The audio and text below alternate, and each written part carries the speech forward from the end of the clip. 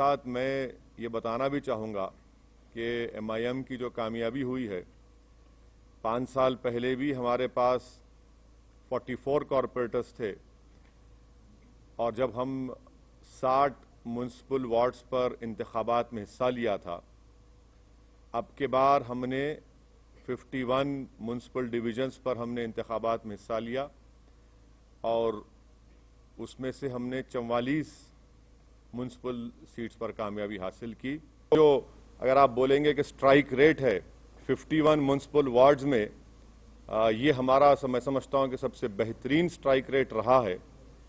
अब आपका जो बुनियादी सवाल होगा कि बीजेपी भी जीती, यकीनन बीजेपी जीती है और ये अवाम का फैसला है और हमारी कोशिश ये होगी कि हम जमहूरी तरीके से बीजेपी से मुकाबला करेंगे। आप लोग नेशनल चैनल पे आपको बड़ी मोहब्बत हो गई असदुद्दीन ओवैसी के घर में। मेरे घर में कौन जीता? हम तो कह रहे हैं कि मेरे अंगना में तुम्हारा काम ही नहीं है। अरे ना, आप देखे सुनिए, आप बताइए, चलिए मेरे घर में कहाँ जीते? नहीं, आप नहीं, सुनिए एक बात सुनिए। आप जब कह रहे हैं तो आप बताइए कौन सी जगह पर।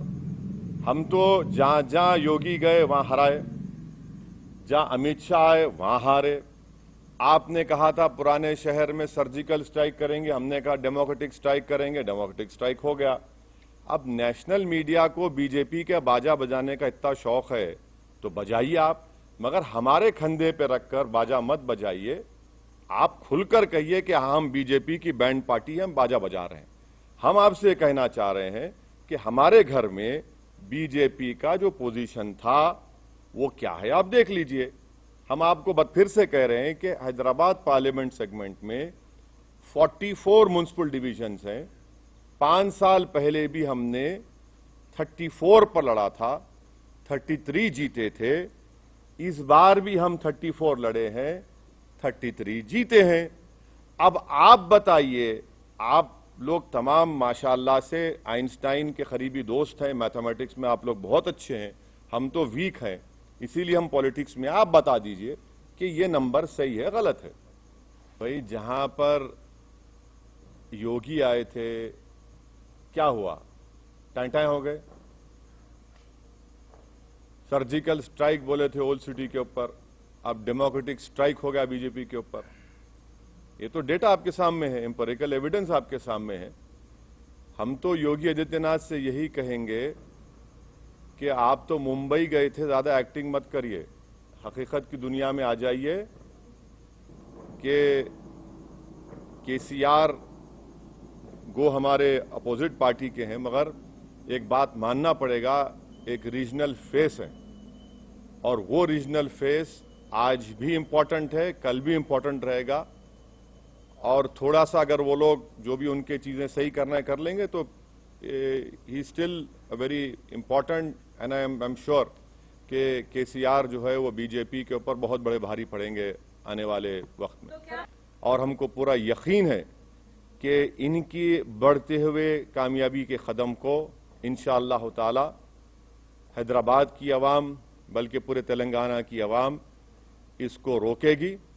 और मुझे ये भी कहना पड़ेगा कि तेलंगाना में जब असेंबली के इंतखाबात होंगे, आप देखेंगे कि इंशाअल्लाह ताला ये बीजेपी की जो कामयाबी है, वक्तिया कामयाबी है, ये उस वक्त तक इतनी कामयाबियां इनको नहीं मिलेंगी। और ये लफ्ज आंधी का क्या मतलब? अरे भाई, अगर आंधी होती तो एमएलसी क्यों हार गए महाराष्ट्र में? महाराष्ट्र में हार, अरे ठीक नहीं जी, अरे भाई आवाम का फैसला है, मगर जरा अल्फाज का इस्तेमाल जो है ना, जरा उसके ऊपर देख कर करिए। आंधी आंधी कहाँ आंधी है भाई?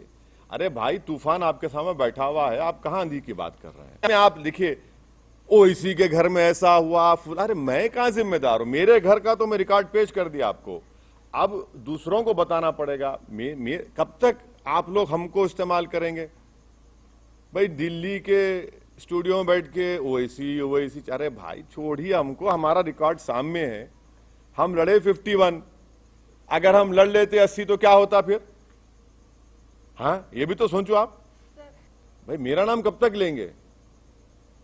भाई वहां पर जब 51 सीट्स में अगर मैं 44 जीत रहा हूं आप मेरा नाम क्यों लेंगे?